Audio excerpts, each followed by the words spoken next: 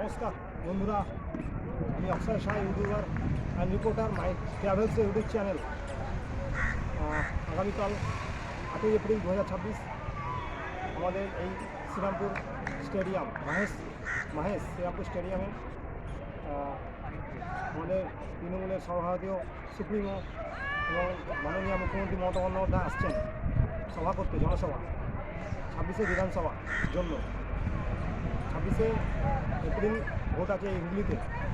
সুতরাং প্যান্ডেলের শেষ মুহূর্ত, প্যান্ডেলের প্রস্তুতি পর্ব শেষ মুহূর্ত কাজ চলছে। আগামীকাল আসবে 3টের সময়। তো প্রচুর লোক হবে, আপনারা আসুন, মুখ্যমন্ত্রীর জনসভা দেখুন, মিটিং দেখুন। বিখ্যাত মাঠ স্টেডিয়াম, শ্রীরামপুর স্টেডিয়াম গ্রাউন্ড।